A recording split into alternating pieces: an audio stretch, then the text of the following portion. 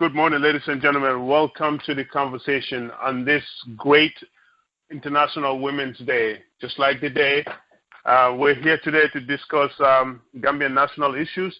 Like we always do on the conversation, we always like to bring you prominent and young Gambians to talk about issues, where they stand on Gambian issues and current issues that are happening in our country.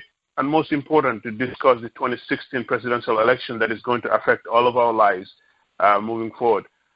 This morning, I have a special guest and someone that everybody in the struggle and the movement to bring and restore democracy in the Gambia knows of. But needless, I would introduce him. A fine young man, Mr. Banka Manneh. Welcome to the conversation. Glad to be here. Thank you very much, Krubally. Thank you. Thank you. Banka, I always do this. Like I said, everybody, I believe, knows who you are. They've heard your voice. You're a leading voice in this movement. But needless, I always like to do this just to have a, quick self-introduction, in a quickness, who Banka Manneh is really, where you hail from in the Gambia, and just a quick short history about yourself. Well, again, thank you very much, Krubally, for the invitation. I appreciate it. I'm honored to be here with you. Actually, I'm Banka Manneh, as you said. I'm originally born in Brufut, but raised partly in Brufut. I left Brufut in 1980. Was when I left Brufut, and I was moved over to Diaspora, where I spent part of my childhood.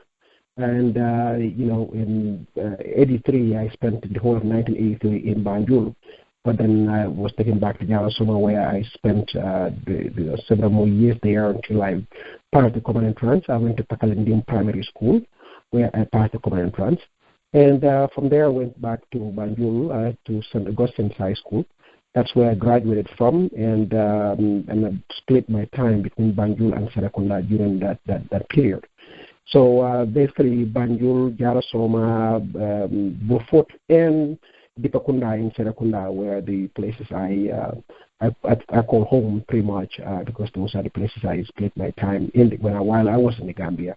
And then I came to the U.S. in 1995, and I've been here since then. Went to school here, and my wife and kids and my mom and everybody here lives here in the United States with me. Thank you so much for that short introduction, Banka. It's always good to know, for people to know, one another, know where we hail from, because I believe there will be somebody listening to this who now understands, get to know Banka a little bit more. Banka, obviously today is a special day. It's International Women's Day, March 1911. A few young women decided to start something that became history now. And the women have definitely, taken their position in society. I was just reading an article this morning that stated that there's still a lot of work to do. Of the 196 possible head of states, there's still only 19 women that are holding presidential positions. The women have come a long way.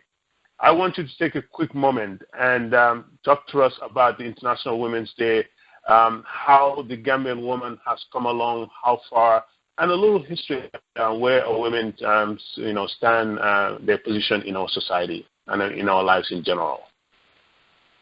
Well, thank you very much for that question. It's a very, very important question because at the end of the day, as we always say, when you pretty much sideline 50% of your population or even more, which in most cases, like in the case of the Gambia, women form the majority. When you sideline a group like that, then you cannot have any development in the first place. So the role of women in society is so important on so many levels too, when you think about it, because they are the ones who kids spend most of the time with. And so basically they are the ones who inculcate all the, or even, let's even say, create all the future leaders, whether male or female.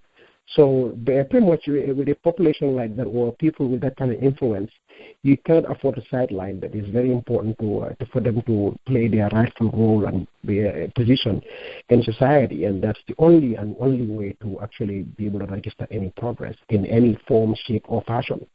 So women's role really cannot be overestimated or overstated in any way.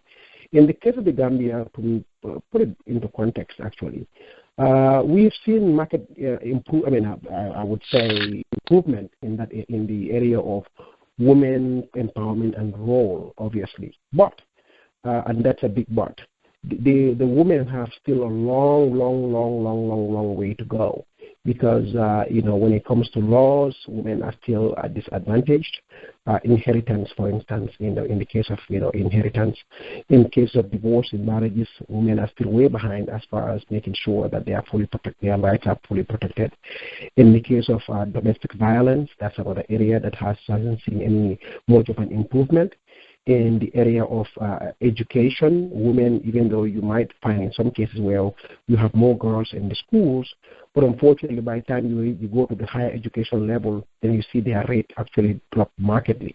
So that means women tend to only be able to get up to a certain level of education, and then after that they are considered to be just married material, where they go and get married and start producing babies, if you will. I hate to put it that way, but pretty much that's the perception. So, I can go on and on like that in all these different areas and segments, even agriculture, where women, most of the gardening in the combos is done by women who contribute immensely to, taking care of their families in those areas. But then again, when you go back and look at whether all those things have helped women in some by way of gaining more power in these relationships, you don't see it there. So I can talk about all the different areas where the improvement is needed, and unfortunately there are just too many of them, and the need for improvement is so huge that we cannot really afford to not pay close attention to these. In fact, put these issues on top of the agenda. So a day like this, where we are at least choosing a day where we are making sure that the agenda of the women is actually put on the table.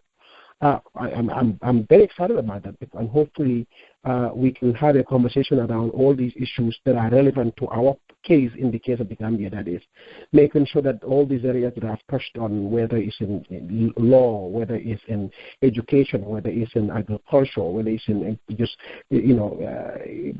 crime prevention, whether it's in leadership, whether it's in way of being able to have a say in the process as far as national development is concerned. These are things that we hope we can pick a day like this to focus and hone in on them and make sure that we highlight the need for serious improvement as far as giving women their rightful roles in these areas.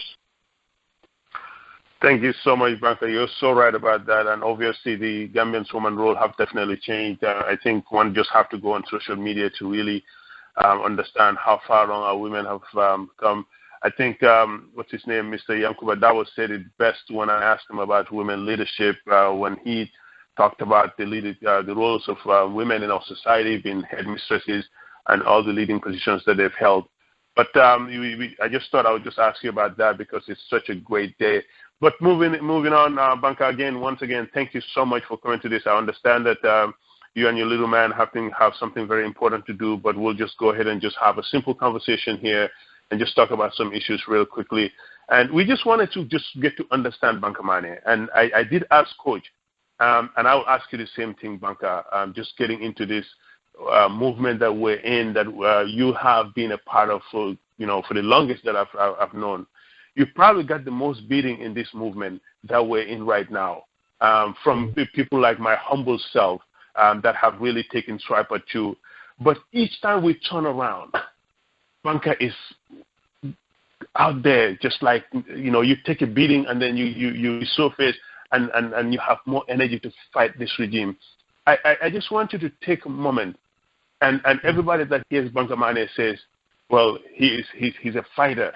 where do you get the energy and inspiration from? And after all the beat up and probably the most heavy assault that anybody has received in this fight to restore democracy? Well, actually, this might come as a surprise to you, but for the most part, it's actually not only the crimes that are being reported every day to us directly from the Gambia, but from those beatings themselves. Because at the end of the day, you have to understand, when you are receiving these beatings, one of the things that tends to happen to you is that they keep you grounded. They keep you focused on the issues. They keep reminding you what is at stake.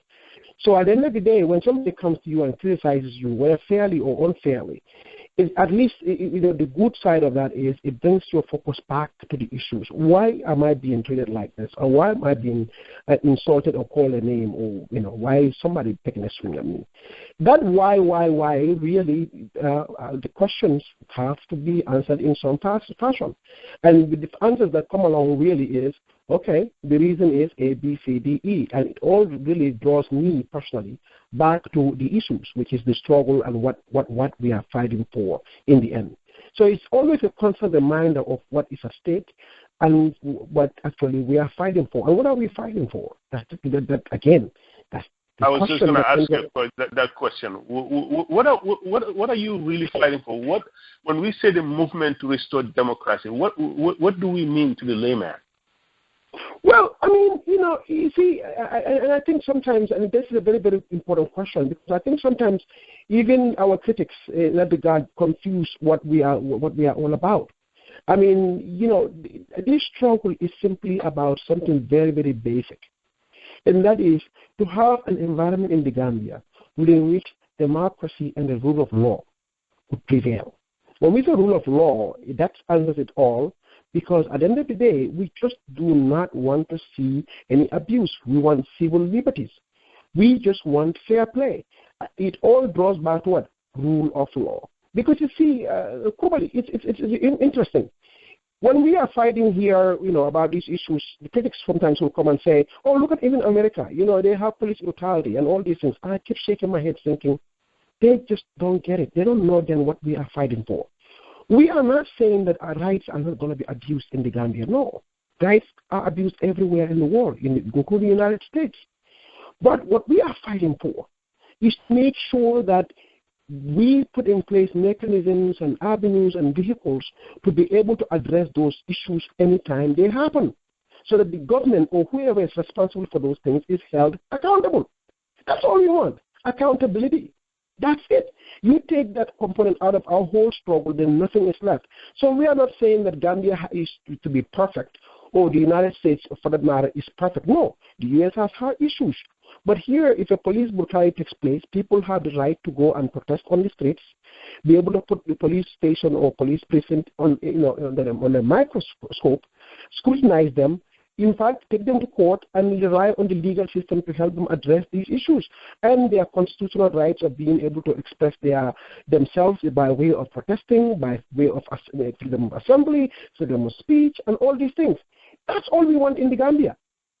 In the Gambia, if the actions that are being taken against innocent civilians, if those civilians really did have avenues to be able to address them by way of being able to protest against them, put the government on the spot, make the government accountable for those actions, we will not be here talking about fighting for anything in the Gambia, because we would have realized that at least we have a system in place to have people to be able to have confidence in the system, that if any time something wrong happens to them, they have legal redress for it, whether by way of, again, freedom of speech, freedom of expression, freedom of assembly, and the court system. That's all we want. It's not to say that the United States doesn't have those problems. It does. But if it happens, that's what happens here in the United States, and that's what we want in the Gambia. Any day we have that, any day Jammeh or any leader gives us those rights, to be able to take to the streets in the Gambia, anything something. If Krubally is wrongly arrested, the people can get up and take to the streets and say, no, we do not accept this, ask for a full investigation, and make sure that they can rely on the legal system to make sure that Krubali's case is addressed as fully as it needs to. Let him be compensated if his rights are violated. That's all we want. Nothing else. That is not to say that rights will not be violated in the Gambia. Rights will continue to be violated. Some police officer or some security force or some idiot in some department may do something stupid. But the institutions have to be able to be there to address those things and make the government or anybody that doing those things accountable. The institutions. That is, let's have civil society groups. Let's have a functioning media. Let's have a vibrant human rights or civil society system that will always be there as vanguards to make sure that the institutions are held accountable. That is it. We have that, Krubally. We have no problems with anybody. You deny us those things, then you really have a fight on your hands. This is what this talk is all about, really. Thank you so much, Banka, for simply breaking down. You're very right. In every state or country that you go to, you always see that police officer that's going to take the law into their own hand, that ordinary citizen. Abuse is bound to happen. It's just that when the state is actually the abuser and the state does not give the citizens a fair shot at the justice system, is when obviously the democracy is at question, and obviously that it's our fight here, like you said. But thank you so much. So you're in this fight, Banka. We're all in this together against a dictatorship in a country. Coming to 22 years. Where is the pulse of this movement to restore democracy in the Gambia? Are we much stronger? Is Yaya weaker? Is Yaya stronger? Are we weaker? Where do we stand as a leader in this movement? Where, if you were to grade the movement right now, be very honest to the people, where do we stand? I think we are and this is the good news. We are beginning to see the light at the end of the tunnel, as they put it. Because you see, Krubally, I think that most of this criticism, when it comes about the fact that Yaya hasn't, technically that Yaya is still there as the president, people use that as the yardstick for whether the movement has succeeded or failed. And I totally disagree with that. Because if you judge by the movement by whether Yaya is there or not, then obviously the movement has failed. But these movements like this, you don't just wake up one morning and boom, and then Yaya is gone. No, they have never happened like that throughout the course of human history. Any struggle that you know about around the world, it goes through stages and processes, and eventually people begin to succeed. So in our case, now, that is not to say 20 years is not too long. In fact, it is too long. I totally agree with that. But let's put everything into its right context and the right perspective. Once you do that, then you can be able to fairly judge it. This struggle, just like any other struggle, has gone through stages. That was once upon a time when this struggle was limited to Gambia Post, Gambia L, those listservs, where people were making noise and complaining about what was happening in the Gambia. I can go on and on. Well, eventually, those people in those listservs began to say, wait a minute, we are just complaining here. Why don't we just start to really take action about these issues and start just complaining? What did they do? They took the next step. We started creating organizations like Save the Gambia Democracy Project. You had a movement of democracy in the Gambia. I mean, all those groups were set up along the way to actually begin to take concrete actions about these issues. It was through those avenues that we were able to even create NAD, that is to collaborate with opposition parties on the ground to create what we call National Alliance for Democracy and Development, which was NAD for a coalition of all opposition parties. That was a concrete step because they were the leaders were brought here to the United States, meetings were held, they were asked to form a coalition, they went back. Eventually that also broke down, but at least it was a concrete action plan that took place, that just did not just stop at making noise on the internet, but actually taking it to the next level. People tried those means. Well, turns out that unfortunately didn't work out. And before that, students on the ground actually took matters into their own hands and said, look, we're going to take to the streets and show this regime that what is going on is not right. They were gone down. That too, one could arguably say, well, it didn't work out and it didn't give us the results that we wanted. Along the way, other avenues were taken. These are Matatiat that took place. I mean, where, heroes took up and got up and did what they believed had to be done to be able to get us out of this mess. I mean, again, that one too, one can say, it didn't work out the way it was envisioned to be. But again, for each and every one of these instances, and for each and every one of these efforts that were mounted, you could see that the momentum was being gained on our side, that good things were happening. We are getting more attention internationally. Yahya Jammeh began to take us more seriously. And in fact, a lot of the human rights abuses, the arbitrary actions and killings, we saw a big decrease in those things, where just people were being disappeared or just killed overnight. They continue to happen, and tortures continue to happen, but they have been reduced to a very, very, very, very low level where we can at least, it's not still a cause for comfort or celebration, no, because even one individual being tortured or abused or killed is one person more than we should ever entertain. But again, putting it into perspective and its right context, where you were seeing hundreds of people being disappeared, now you are seeing 3, 4, 5 people being disappeared. At least you can at least give that effort the credit that it deserves and say improvement has been at least registered. So again, the struggle in of itself, has Yahya Jammeh left power running yet? No, he hasn't. But looking at where we are today, is a far cry from where we were back in the 90s and early 2000s, when really, the killings were happening left, right, and center with total impunity. Yahya Jammeh was not being challenged on any fronts. I mean, disappearances were taking place, and tortures were very common. Illegal firings. I mean, ministers were being fired left, right, and center. People were being disappeared left, right, and center. People were being killed. Now you notice even firings of ministers haven't been happening as often as it used to be. Disappearances haven't been happening as it used to be. Killings of these cold-blooded murder of people, innocent people, haven't been happening as often as it used to be. That to me, and arguably to anybody, would mean a big improvement. Well, the ultimate goal is actually to get to a point where, in the end, we have rule of law in that country. This fight is not only about Yahya Jammeh and his actions, no. It's about our very future and the kind of country that we have in mind, which is a country, again, a country of laws.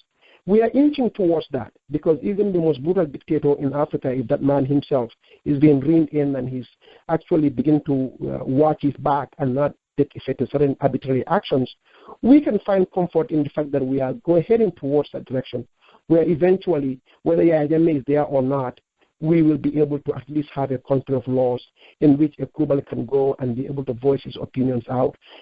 I disagree when he feels either something is wrong, or be able to take the steps necessary to be able to, address his grievances through the legal means without any fear for his own life or safety.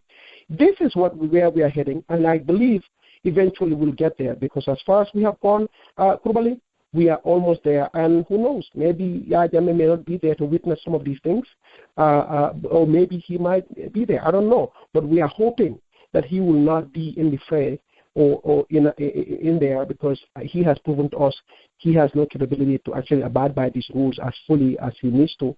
He has proven to us that he is not a man of democracy and rule of law, and he has shown us that he's a thug, that he believes in abuse and fear-mongering. This is unacceptable. So, but again, we are almost there. Let's just keep up the fight. Let's keep up the momentum, and let's just realize that Rome was not built in a day. Yes, 22 years is too long, but trust me, 2016 is a far cry from 2000 or 2001 or 1998 or 1999. I can assure you that. That's where really I think we should at least find reason to celebrate. Indeed, Banka. I think you definitely hit the nail right on the head. Yes, Yahya is still there, but if you look at all the killings have really slowed down, the abuse have somewhat slowed down, and obviously the people that are now speaking underground are all a product of the fight that we have all been involved in the last 21 years, and that is definitely the bright side of this whole fight. Now, Banka, we have been fighting obviously for a very long time. There has been Yahya is still in power. Give us some highs and lows of this struggle, just for people to understand it.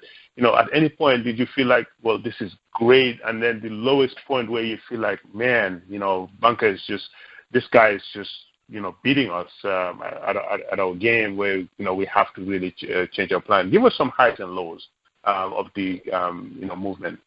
Well, anytime you have moments like when that, basically broke down, those are very, very low moments. Any day after elections when Jammeh is declared a winner, those are very, very low moments. Anytime you hear about a killing of, for instance, a Haidara, and then you realize it's done with total impunity, those are very, very low moments. Anytime December 30th takes place and it doesn't really achieve the ultimate objectives that we were set out to do, those are very, very low moments, I can tell you that. So we have a lot of low moments where we look back when the students were shot in 2000. I mean, those were very, very low moments, especially when you realize the kind of international outcry or international reaction that you expected it didn't generate. Those were very, very low moments. But then we had our high moments too. Like, for instance, when he executed the prisoners. I mean, the kind of backlash that created all around the world, it reverberated throughout the world, and the way the international community rose up and said no, and and the kind of support that we got during those days, that is really a high moment. And frankly, looking at how that was the cause for many people to come in and join the struggle in of itself, that was a high moment. We still saw, personally, I saw with my own eyes so many young people and individuals rushing into the struggle, saying, finally, wow, we didn't realize this was how bad it is in the Gambia. And they were willing to join us and do something. This was a very, very lonely struggle, Krubally, at one point. It was very few of us, the usual suspects we called ourselves, people who just, if you think about it, we are not more than 20 people maximum who were the ones actually out there most of the time fighting. But right after the executions, we saw that number increase. That was a high moment, even though the execution itself was a low moment. And then you kind of move forward, and you begin to see all the events that we started to be able to have here, the protests that began to attract more people. I mean, the Kruballis of this world, taking center stage, GDF. I can go on and on. These are very, very high moments for us. I mean, we look at these things and we are like, yes. I mean, because with this thing, again, you have to put everything into its right context and place and judge it based on what the changes that you are seeing. And those are big changes and improvements that make us feel like, wow, even though we are, this guy is beating us on many occasions, but anytime you have a Krubally come in and say, we want to create a GDF and we want to do A, B, C, D, E, and they go out there and raise funds to do stuff, that is a very high moment, and Jammeh is the one who loses in that. Online media, we saw how the online media has been transformed over the years. All these new additions where before it was freedom was the only game in town. But eventually we began to see an increase in the online media. So Jammeh was being pummeled from every direction, from freedom that used to do it in the beginning to now we are seeing this proliferation of these radio stations, Kainako, Fatu Radio, Kiparo, Cairo, Jollof News. I can go on and start naming all of them. I would not be Diaspora. I'm going to be starting forget some when I start naming names. But the point is, with all this online media that we are seeing here, that has been a big improvement. And what that has also done is it has put Jammeh on the spot more. Anytime Gambians tune to any station, among these stations, what they hear is this is what this person has been abused, this person has been beaten, this woman has been raped, this one. So Jammeh is being exposed on every occasion, in every instance on these radio stations. You can't beat that. That's an awesome development. And for us, that's a high moment. So we are really counting our blessings, and the way it's going, it's only improving because things haven't been regressing. They've been, in fact, progressing in the sense that with the new additions, anytime he kicks somebody out of that country, they come and join us here in the struggle.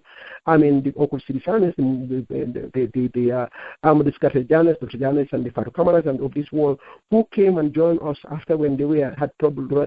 They were great additions too. So these are all high moments of the struggle where we can just celebrate and say, yes. It's not limited to some few people or the usual suspects who are just fighting the fight or screaming all over the place or trying to do a million things. I mean, the human rights groups, Jeffrey Smith at the RFK Center, Human Rights Watch, Human Rights Campaign, all these human rights groups, Amnesty International, they are all now focusing very, very, very, very seriously on the Gambia now. International media, Washington Post, The Atlantic, the magazine, the Foreign Policy magazine, all these big media houses that never really paid much attention to New York Times, to the Gambia, are now reporting very, very heavily on the Gambia. Krubally, that's a very, very high moment for us. So really, what people, if they want to find comfort in anything, at the end of the day, these are the things that they should really start celebrating. For me, there are occasions, yes, these things do take a toll, Krubally. You financially, your family, you know about all these things. I mean, you begin to get hit from every direction, and what that does to you is that you are sacrificing your family, you are sacrificing your own success in the way of financial success. Success. You are sacrificing even your job and all these things. I mean, your freedom in this case, where technically some of us can go to prison for years. You never know. So these are the lows of these things, but at the end of the day, when you look at all the highs, Krubally, it is all worth it. That's the beauty of it all. It is all worth it. Definitely. You've really brought it up, Banka, when you mentioned all the positive things that have happened, especially looking at the media. Back when we had only freedom, and now it's like you don't even know who to tune to, and the quality of the programs are getting a lot better. The message is getting sharper. Now, I spoke to a friend who always says the great thing about this dictatorship is it really showed the true character of the Gambian person. I want to go a little further to say, obviously, we've seen a lot of disappointment. We've seen a lot of, backstabbings and a lot of people, pulling the rug underneath you, people that you think you're in a fight with, just like our heroes found out when they went into Banjul December 30th, just to be betrayed. Would you also say that when this is all done, that maybe the dictatorship has really brought out the true Gambian, the innovative Gambian, the innovation out of us? Because all of a sudden, Gambians, wherever you go, now we're reaching for higher positions, online media, on TV stations in the diaspora. Would you say this dictatorship, would you at any point look at it and say, well, this is, history? Would dictatorship be looked at positively a little bit, given that all these things have happened, that maybe this would not have happened if we were still the peaceful, humble Gambia? Well, actually, this is a very, very brilliant question, because you have to understand, Krubally, and I'll quote from the Jewish Kabbalah here. It says, every evil act has a sense of goodness. Now, if you look at us in our with the case of the dictatorship, that is what, in any case, has actually happened, as bad as that sounds. Because you know why? Krubally, just think about it. Yahya Jammeh, his evilness, and Yahya Jammeh, the evil man, is one who is responsible for giving a lot of Gambians and a lot of us a sense of purpose and, in life. I don't know whether you noticed that. Yes. Yahya Jammeh gave us a sense of purpose. Many people were sitting there don't even know what to do with their lives, probably, or don't even know what really is their purpose in this world. They just don't want to just do their job and go home, because that's not enough.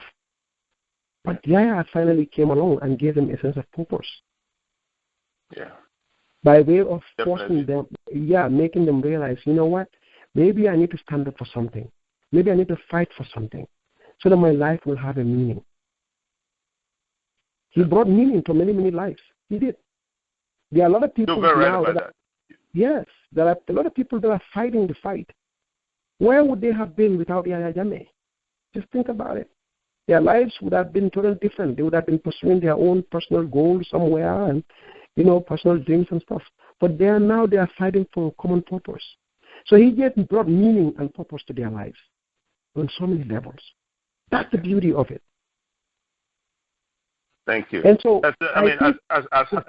as hard as it is hard to admit or give dictatorship any type of credit. It's always good, and I've had trouble asking that question, as you can tell, because you definitely don't want to look at a dictatorship and try to attach anything positive to it. But correct. I think you're spinning it right. You know. Yes, it has, because and the one of the good thing that we always tend to forget, and I always say this on my radio programs, people. I am a very, very avid reader of Frank Fanon, and Frank Fanon reminded of us one thing, because it forms the core of his belief and value. That's why he fought the fights that he fought. He died very young, in his 30s. He fought in the Algerian War of Independence against the French, and he found purpose and meaning in his life in Algeria. But he said something, and this is very important. He said that for people to value their freedom and take it much, much more seriously, they have to have fought for it.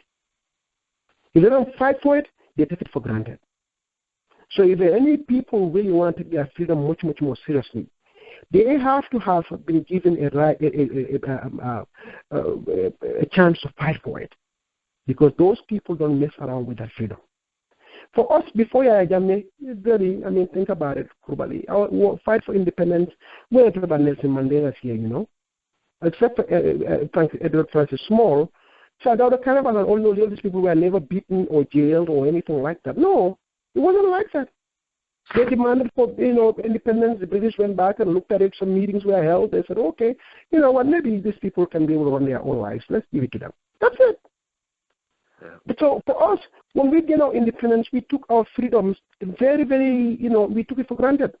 When Jammeh came, we didn't ask any questions. We didn't scrutinize him. We just allowed him to roll on and do whatever he did, even in the face of sheer brutality. When he executed people on November 11, 1994. People continued to give him the benefit of the doubt, because we still didn't understand what it is to lose your freedom. Now we know how that feels, and we are fighting to regain it. If we get it back now, if a Krubally comes and becomes the next president, every action he takes, especially if it inches towards tyranny, trust me, we will be able to smell it from miles away. And people are going to say, before this guy becomes entrenched, we better say something. And that's the beauty of it. So that means we are now becoming more vigilant, we are now becoming more patriotic, and we are now beginning to really take our freedom more seriously, and we are now beginning, because, you don't appreciate light until when you are in darkness. Indeed. You see, Indeed. You don't appreciate good health until when you are sick. That's when you realize what good health really means. Indeed. So for us, we are only going to be able to appreciate our freedom if we lose it. And we've lost it. Now, if we regain it back, we will know what it means to lose your freedom, and we will never allow it for anybody. So again, that's the other positive of Jammeh, as bad as that sounds too. Thank you. Like I said, on and on about these things. Henry Gomez said it yesterday when he said that the next leaders in the Third Republic, every leadership position has to be vetted, and people have to go through mental tests before they can run for a position, which I think we would have really benefited if we had put through Jammeh through that before. But Banka, we're just gonna move on quickly. Like I said, I have like 4 pages of questions here for you, so we're just gonna skim through some of these things. Banka, one of the biggest criticisms that this movement have had is the fact that it's a fragmented fight. And that is probably why it has taken us this long. The likes of me had looked at people like you that were the center of this fight as somebody who could have brought this, fragmented the groups in, under one umbrella and really streamline the fights. We're still having trouble doing that. Can you give us just in short, a quick understanding of why is it so difficult for us to bring this entire fight together, make it one unit to really hone in and go after Yaya in the country? Why is it so delicate? You've been it, you've tried it, and we're still talking about it. Just give us a quick understanding of why it is so hard to bring everybody together, the common purpose. We all want one thing, that is Yaya out, but we tend to have a very difficult time, coming together. Why is that? Well, I think there are 2 reasons mainly for that. 2 reasons. One is the fear of each other.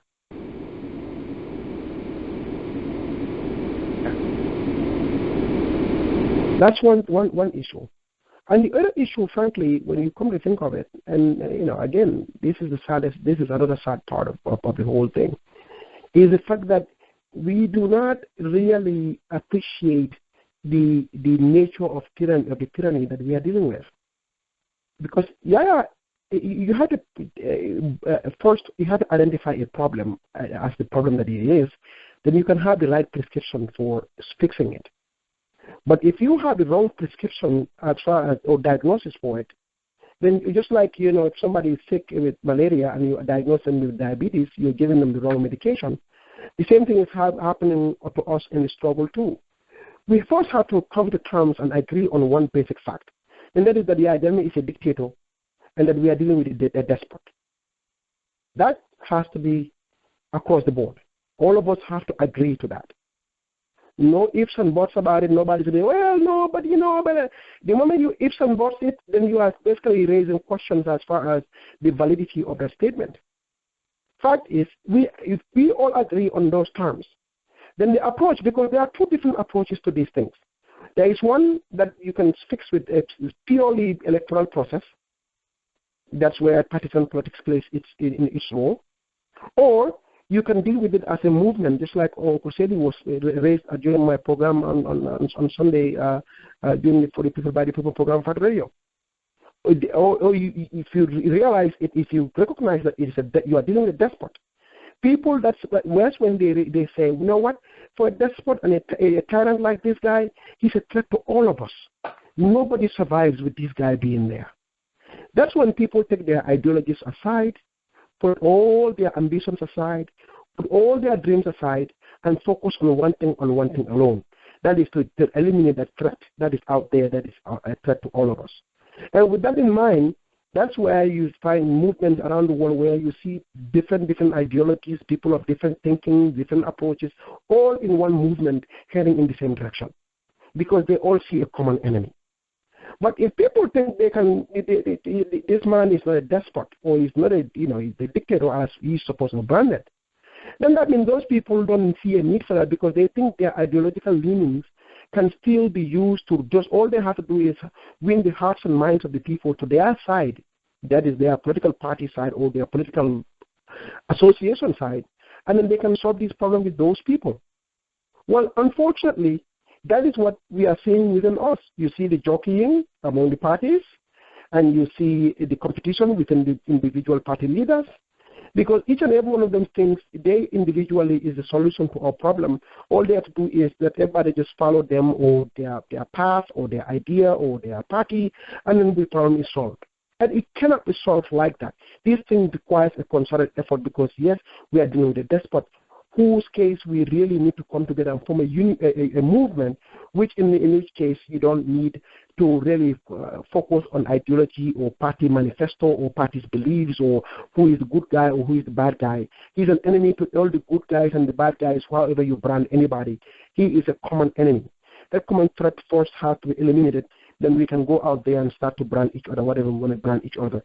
Everybody can follow their path the way they deem fit.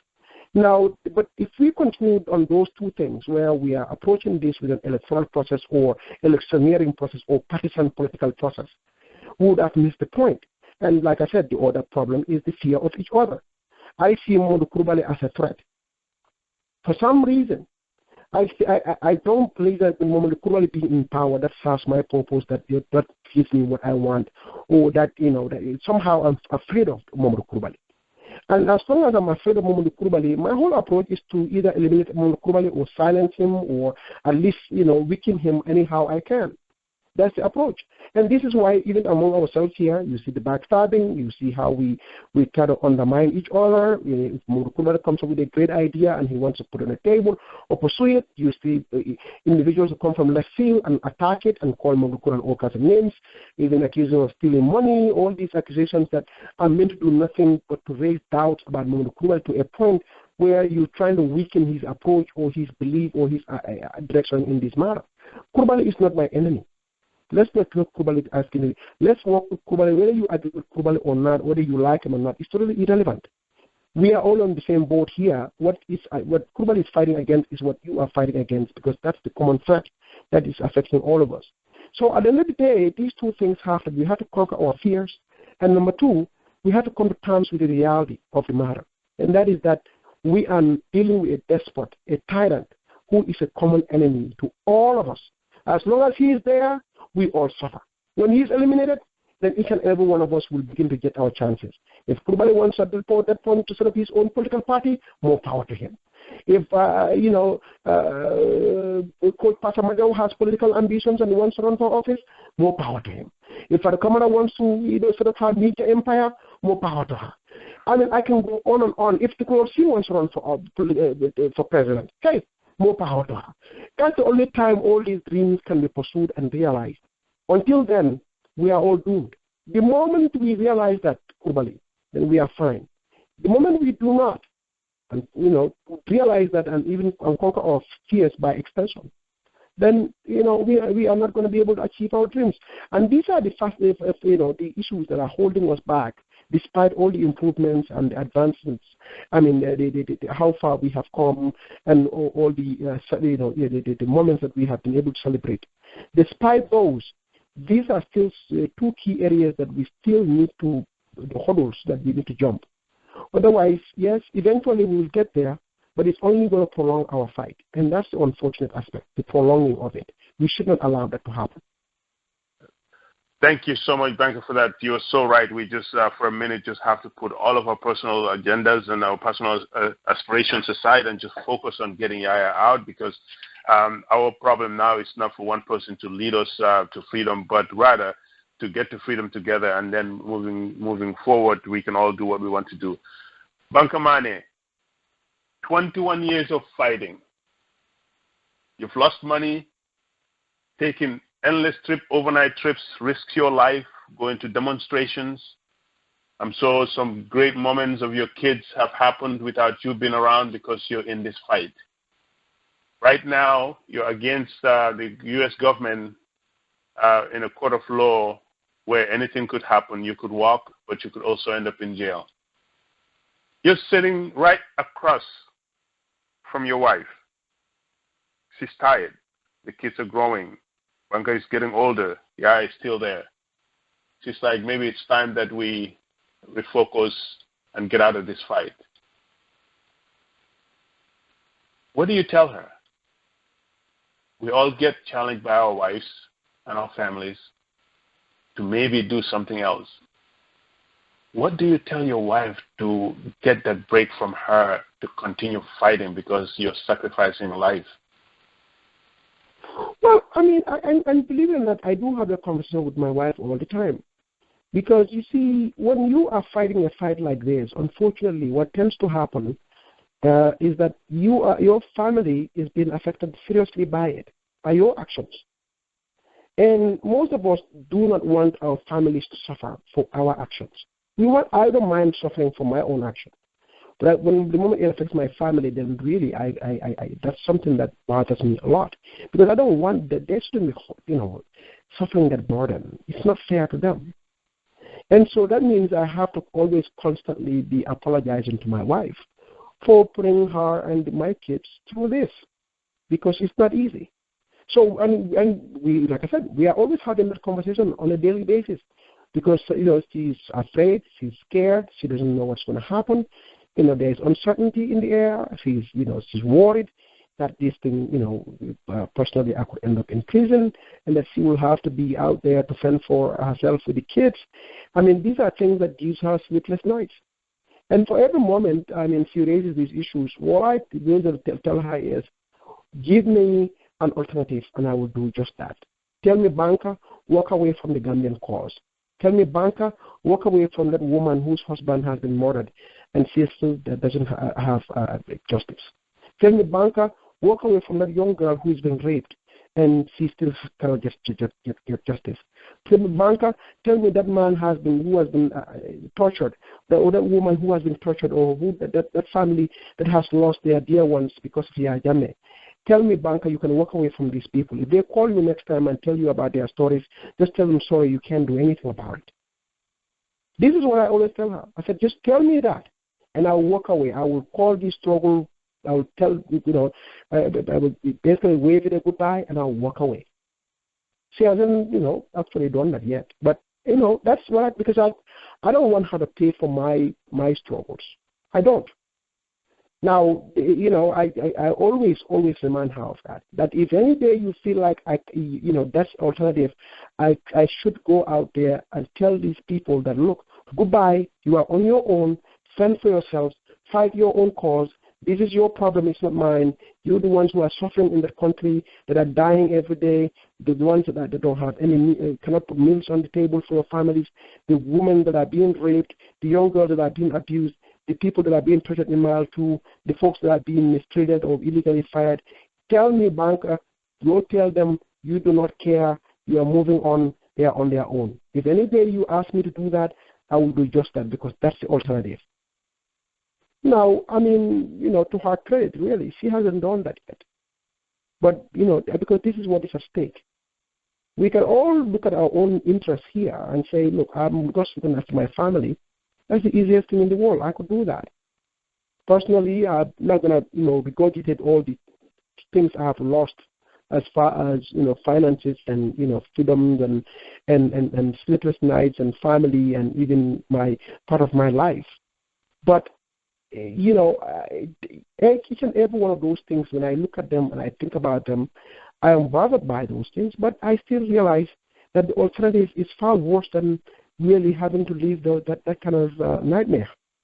Because the alternative really is to let the madness continue. Who wants to do that?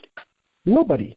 And for me, this is the conversation that I have with, this is the position I take all the time. Every time my wife raises these issues, she does. She will sometimes sit there and say, you see, with all these things going on, why would you continue with this struggle? Why don't you leave and just, live your life and just, you see, go through all these things.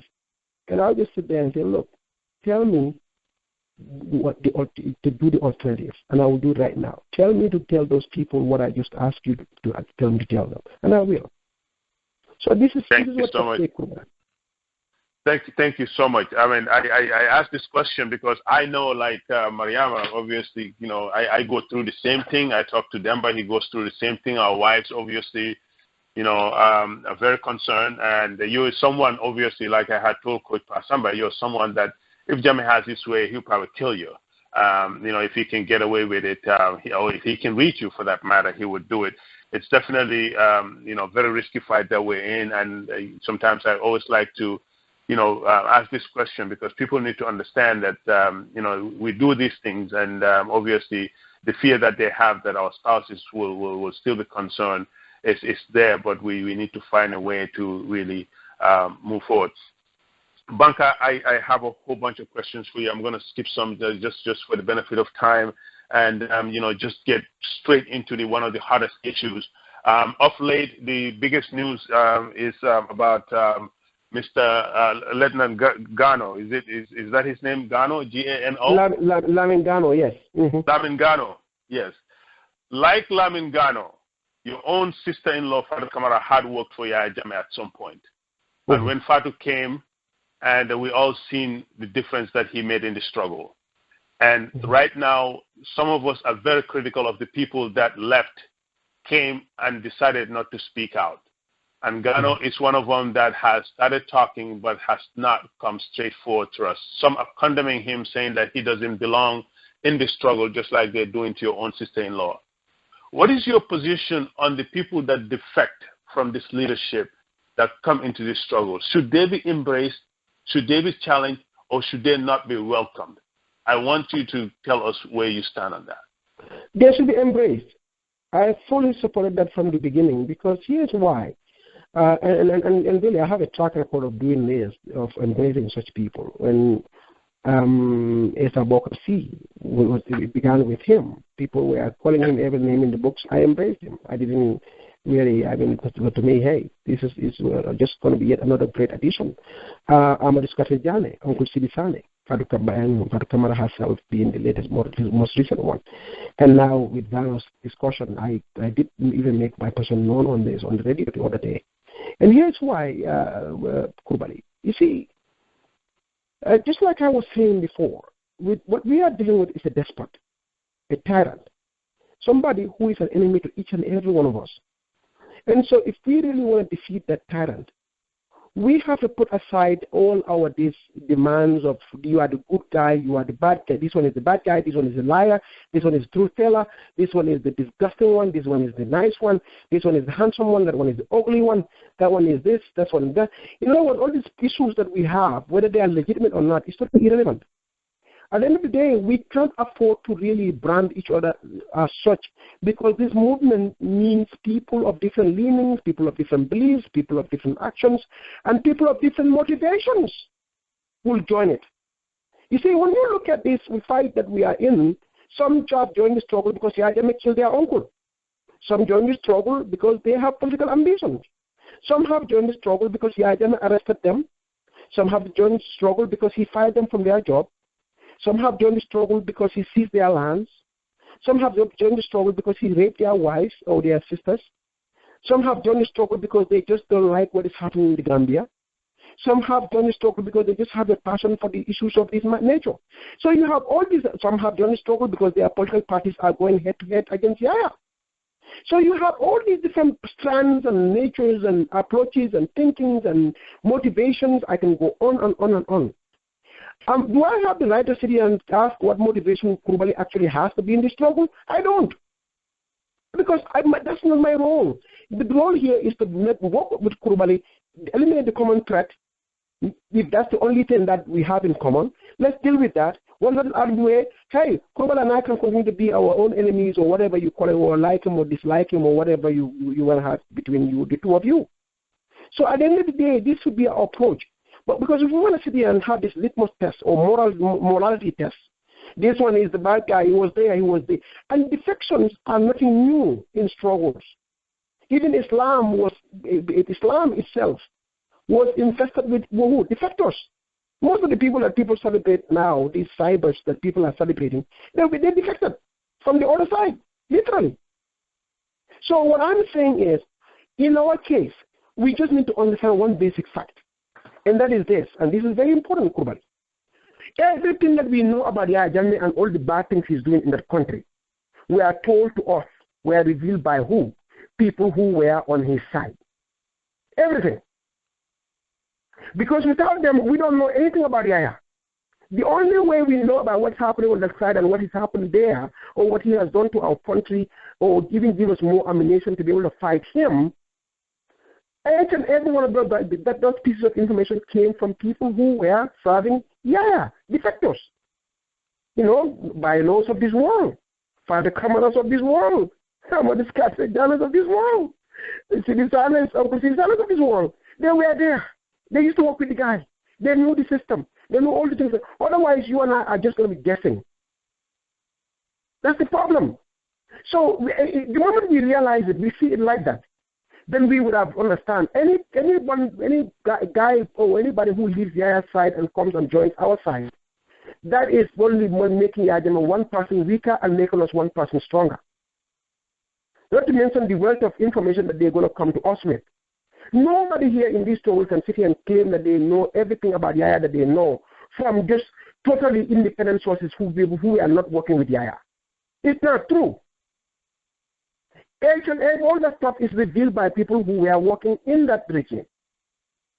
Now, for us, that's where our strength lies, to really bring these people in, encourage them to be part of us, and let them spill the beans and tell us everything that they know. And tell us how we can be effective also, because they were there.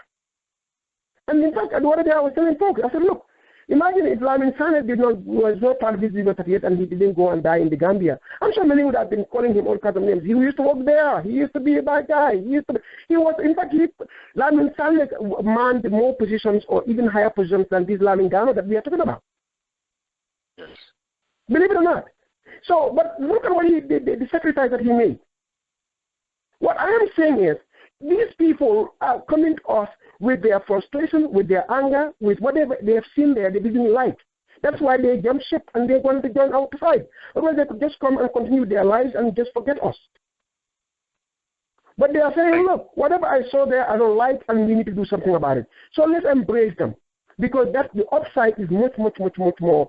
But this morality test enable us. We shouldn't allow them in struggle. These people have shown they are dishonest. they are this, they are that. I mean, if we start to get into that thing, Krubally, if I call you one name, you can call me 20 names. You know, it's very easy. Yes. So this morality testing, I don't buy into it. But anyway, that's my position on that. Thank you so much, because I asked that question because it's very important, and I think I'm in line with you here. Without defectors, definitely you cannot get to the to the enemy. I mean, the only way, and one cannot imagine how far along we've come without even thinking about so some of the positive things that the likes of Dr. Jammeh, the Sidi Sanes, not to talk about the maturity that they brought into the fight. And you look at the Fatus, the information and just the Fatu radio bring. I mean, what that brought to the fight, the message, and I'm sure it's sleepless nights for the dictator. It has weakened the dictator, and these defectors that leave actually are connected there. They're the ones that can bring more people out, and gradually, just like we've seen in Saddam Hussein and Gaddafi, the more people that defect, the quicker this fight will end. But Banka, I just want to, I know that it has been almost an hour into this conversation. I once again want to thank you for your time. Thank you so much, ladies and gentlemen. This is Banka Manneh speaking with Momodou Krubally on the conversation here. Banka, let's switch to politics really quickly. Thank God Alhaji Musa Jeng is not here and Coach Pasamba. It's just you and I. And I just want to ask you a couple more questions about this politics. Speaking of Alhaji Musa, he is somebody I want to really bring in and really have him break down his idea of politics, because he really believes in the political parties. And Alhaji Musa is somebody who strongly believes that one of the routes to really end this dictatorship is the political route, and I really want to talk to him a little bit about that, just for us to have a better understanding of what he's thinking and his ideas.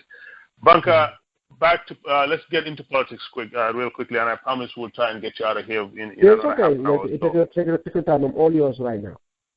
Thank you. So of late, we've seen PDOIS, APRC have all come up with their own presidential candidates. This is not something that we wanted, obviously. We wanted to see a united front with PDOIS in it to fight APRC. What is your take with PDOIS coming out with a presidential candidate? And we know that the UDP is going to do the same thing, the JMC, I'm not sure if they're going to do the same thing. Is that helping us, or is it not helping us when they come with their individual candidates? No, I mean, I don't think coming up with individual candidates is good or bad. No, not necessarily. I think that even if they were to have their own individual candidates, that's perfectly okay, because again, you're talking about they are trying to fulfill also a mandate, and that is in this month, which is March, all of them are supposed to hold their congresses. I mean, all the parties. And again, this is the mandate that they have to do it. It's rule. It's part of the rules. And I guess as part of the process, they have to select their whatever and do what as far as leadership is concerned. So that's perfectly okay. What I personally have a problem with, and this is where I want to really put the emphasis, and that is, right now, all of those parties have come together before as part of what they call G6, or the 6 political parties. And they came up with a document that they push forward called the electoral reform demand document. Now, these electoral reform demands are demands that they all sat down, deliberated upon, and discussed among themselves, and came up with a list of demands, and they all agreed on these things. So that means there is no disagreement there, and basically they all are willing to stand up and work together on these areas. Now, since when they send that document to the government, the Jammeh's regime, they haven't responded, even given them a response back. So in other words, they just, who knows, maybe they just received the letter and just threw it in a trash bin somewhere. I don't know, but it might as well have happened. Point is, if that is the case, what are they coming together to do something about that? Because without that level playing field, each party can choose their own leaders, or they can even form a coalition, or whatever you call it. At the end of the day, it may not amount to much, because the root of the problem, which is the unlevel playing field that they are having to contend with, is where they need to focus their attention on as a group, as a collective. Now, it doesn't seem like much effort is going into that. Instead, more effort is going into partisan political avenues and approaches. What?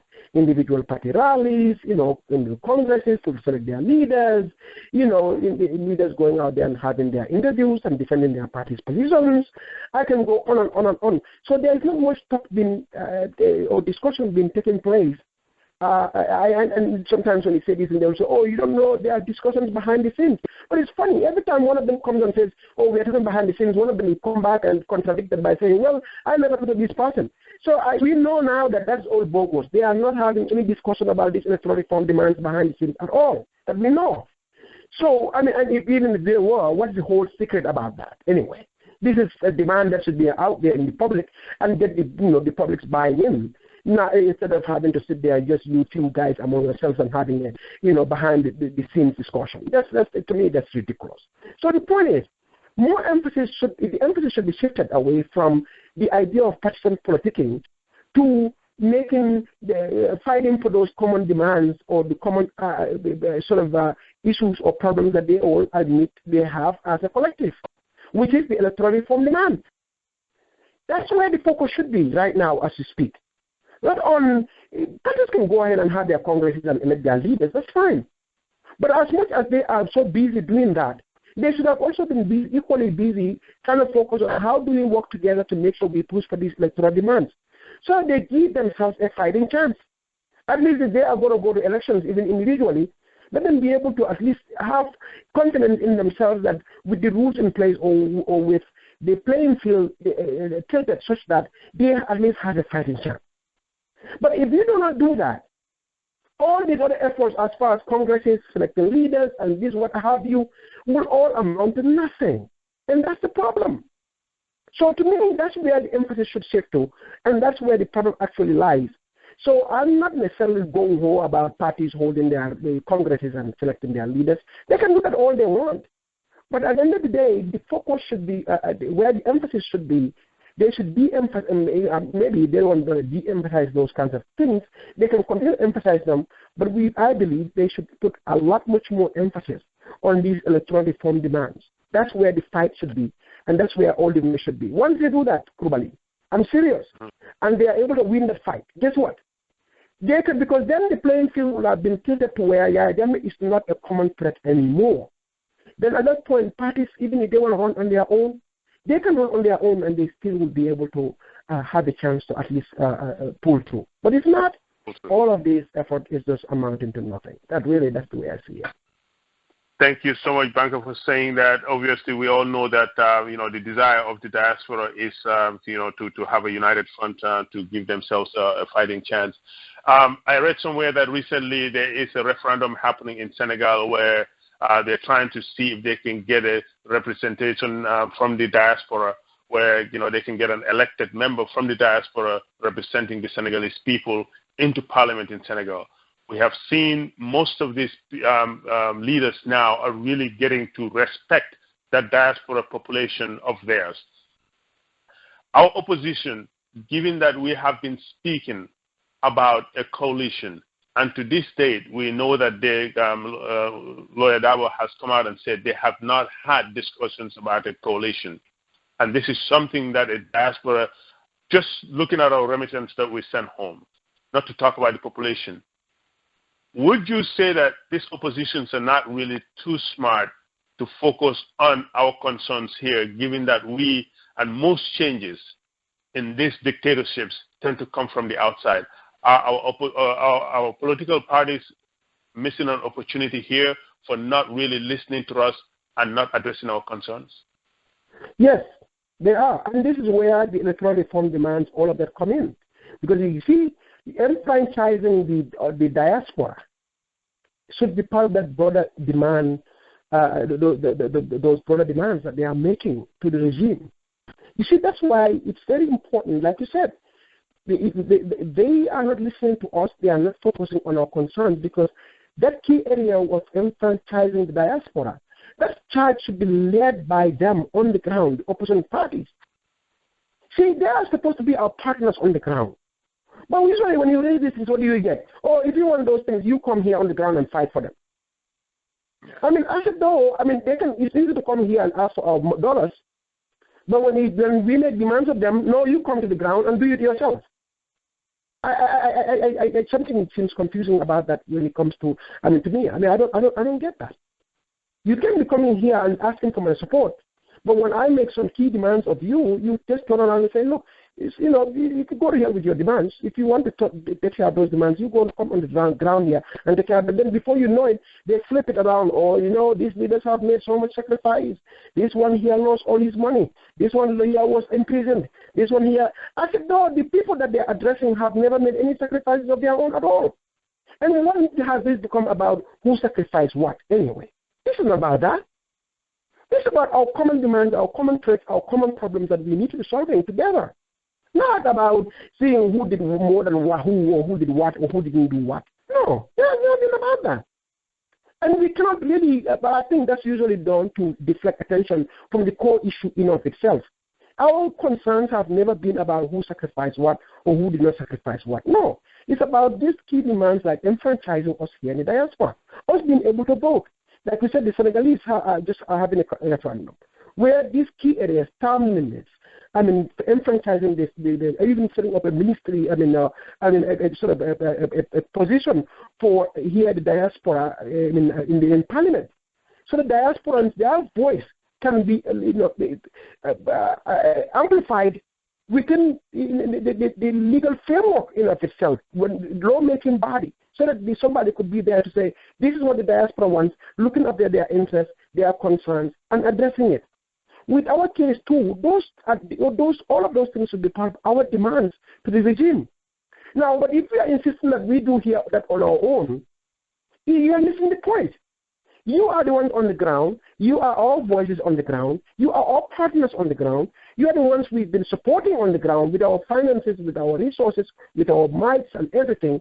You should be able to add that as part of your demands to the regime and make sure we fight together to achieve that for all of us.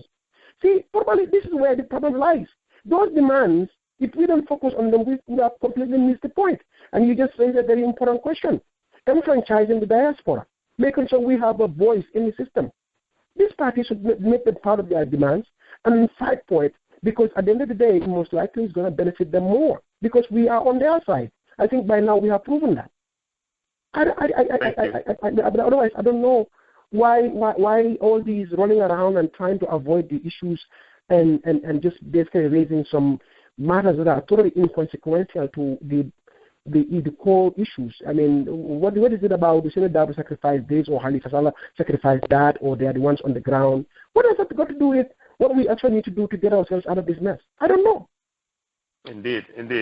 Thank you so much for that, because I just wanted to, hopefully when people listen to this, they understand how important diaspora is. But most importantly, the money is not in the country. And I think they clearly know that people are struggling daily. The money is obviously outside through the international communities, and the diaspora would definitely be a major player when there's a united front or in any type of change there. And I just think, in my take also, that it is a missed opportunity, that they're definitely, not taking advantage of that and not listening to us, and obviously addressing some of our demands.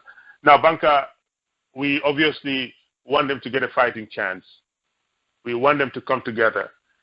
If the opposition comes together, can you, Banka Manneh, tell us that you're going to get out there and fight equally for them to get that necessary funding and the voice out there? I asked the same question to Coach Basamaja, your colleague. Where do you stand when you see a united front? Can you tell us that you're going to be out there working your butt off to make sure you empower them and help them get the Jammeh out? Well, yes. If they were to come together and form one united front and choose one person, I cannot say no to that. I would really be more than happy to fight like I've always done for them, even with funding and help and any way thing I can do to help boost their chances at the polls, since that's the avenue that they want to take. But I hope that as part of that effort too, and this is one area that I'm going to also insist on, that electoral reform demands that we are making become part of that whole effort, so that they can even be able to strengthen their position even further. I think that those things should be considered and put up as part of any effort to make sure that we get the kind of treatment that we deserve, not to be treated like second-class citizens in our own country. So for me, Yes, I will support them if they come together and form one united body. But as part of that support also, I'll make demands for them to make sure that we push for these electoral reform demands. And, we have some ideas that Musa Deng that you've been talking about, and I have been bouncing back and forth on. And I think I did raise the issue with you at one point when especially when I spoke to you. We are almost at there, and we'll be bringing that to your humble self at the GDF to consider those things that will hopefully be able to get us to work with them to put these electoral reform demands on the front and center once again, to make sure that those demands become central to the whole approach. Hopefully we can be able to do that with this approach that we're going to be proposing to them, because we just don't want to also be making noise here. We want to make sure that we put concrete plans on the table and then get them to work with us on those concrete plans so that some of these demands that we are making or concerns that we are raising can become a part of the broader agenda and broader plan to deal with these problems that we are having.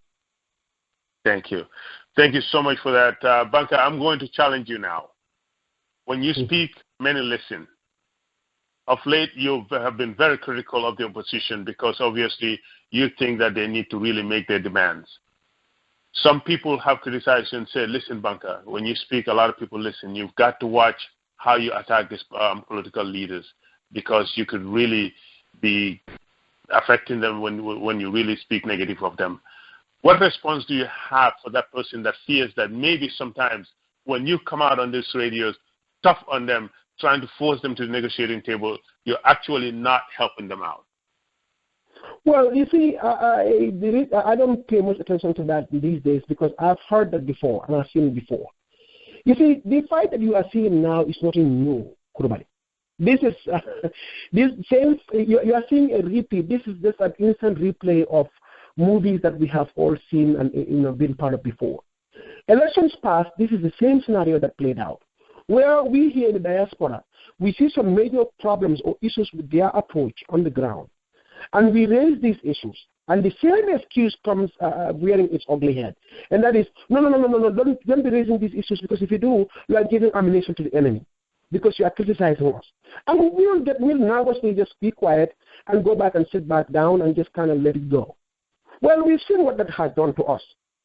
So this time around, we've realized we have nothing to lose by raising these issues in public, and hopefully with that even public demand of it, and with us raising our voices, it will serve some kind of a pressure method to get them to do the things that they need to do.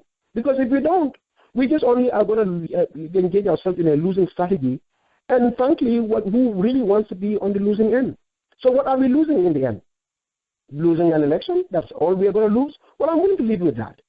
But if we can put pressure on them and have our own family feud in public, so that they know that this time around we are not going to be cowed into being quiet, or even fooled into being quiet by way of saying, well, if you say these things about us, our enemy gets emboldened, and he's the one who's going to win, and people are going to say we are in disarray. I'm sorry, I'm not buying that story, because I've heard that story before. Last election, to be specific, 2011, is exactly how they treated us.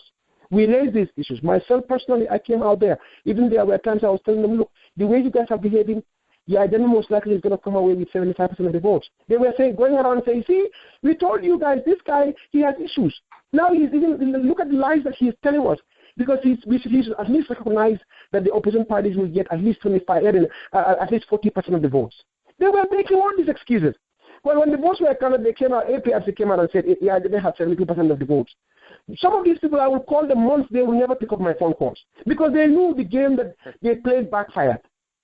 So now the same people are back again with the same excuse, and they expect us to buy it this time around. I'm sorry, no. If the opposition parties refuse to behave right, we will raise these issues in public, we'll have our family feuds, and of course they know that they can always rely personally on my support if it comes to it. So my raising my voice is part of my effort to make sure that they do things the way they need to do it. Otherwise, we only are going to be engaging in a losing strategy. And frankly, Krubally, I am willing to live with that. Let them call it everything that they want to call it. If it means forcing them to do the things that they need to do, well, let it be. And let me personally make an enemy out of them. This is a national project. It's not about Banka Manneh. I mean, if it is going to help the Gambia at the end of the day, That's what my fight is all about. It's never about me. I can suffer for it later or now, but in the end, as long as it gives the Gambians what they deserve, that's what this fight is all about. So they can say whatever they want. I'm not cowed by that. At the end of the day, we need to realize, we need to recognize, this is not any individual party or political party leader. This is about the Gambia, and this is about our future together. If we fail together. If we win together. And so what that means is that we cannot be here using excuses or trying to, explain away our problems or trying to give ourselves, pat ourselves in the back and really pumping ourselves with false promises and false dreams. What we need to do is deal with the reality of the matter and deal with it as realistically as we need to, so that we can have a chance to get ourselves out of this mess. Anything short of that is disingenuous, is dishonest, is frankly wrong, and frankly, I think it's unpatriotic, if you ask me. Thank you so much, Banka Manneh. Ladies and gentlemen, once again, you're listening to the conversation. This is Momodou Krubally speaking with Banka. As always, Banka never hold back. He always gives it as it is. Banka, we all want a coalition. We all want a united front just to get a fighting chance. And I think Coach said it best when he said, listen, we want to win the elections if we can. If we can't, the united front is going to send a message. It's going to weaken Jammeh, and it's going to show him that we're ready for this fight. You're talking to the Gambian people and the opposition. Tell them why it is important for us to come together to end this dictatorship. Well, you see, one thing that we always have to keep in mind, and that is that each individual party leader or each individual party or each even individual, as an individual person, have their own individual dreams and aspirations for that country. And that is legitimate. Let everybody realize that their dreams are legit. That nobody take that away from you. If you probably believe that you can become Gambian president tomorrow, and you'll fight tomorrow when Jammeh is going to become Gambian president, I say more power to you. Pursue that dream and never give up on it. Remember that your dream is valid. That you probably desire to be Gambia's next president. No doubt about it. And if anybody else is out there who might have all those dreams or aspirations, let them know that their dreams are valid, that they have a right to fight for those things. Now, coming to the political parties, same thing. If they believe that they are the ones who should be in power, they should be the government or the people should follow, by all means let them understand that their dreams are valid and they have every right to have those dreams. What then we all need to do is, no matter what dreams we may hold or no matter what kind of aspirations we may have, we need to recognize that those dreams and aspirations mean nothing if this tyrant continues to be there in power. So what that means is, let us do what we need to do to give ourselves the ability to create an environment for ourselves that we can be able to achieve those dreams or those aspirations. And what that requires then, therefore, is that for all of us to come together without any suspicions about each other's motivations or any qualms about who is good, who is bad, who is a liar, who is a truth teller, who is the honest one, who is the dishonest one, who is the hypocrite, who is the the good person, or who is the enabler, who is not the enabler, who can be trusted and who shouldn't be trusted. Put all those things on the side and aim our guns or whatever you call it to come together and fight the cause together to really deliver the fatal blow to Jammeh so he can be out of our way, all of us. When we do that, we can go our separate ways. People can finally get a chance to push their own individual dreams. That Gambia right there is what we want, all of us, where each and everybody can have at least believe that if they have all that is going to stand in their way to achieve their dreams in that country is their own initiative. That's it. No law is in place to stop them. No human rights violation methods or tools are in place to impede their progress. No individual is standing there to frustrate their ambitions, and nobody is out there to illegally do things that will stop them on their tracks. That's it. Once we have that environment, Krubally, we are all set to go. And I can personally go home and get a good night's sleep, believing that we have finally a Gambia that we can all finally call home.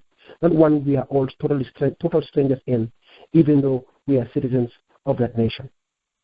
That right there should be our goal, each and every one of us. If anybody doesn't have that as your goal, then you've completely missed the point and you've completely misunderstood what our fight actually is truly all about. Krubally.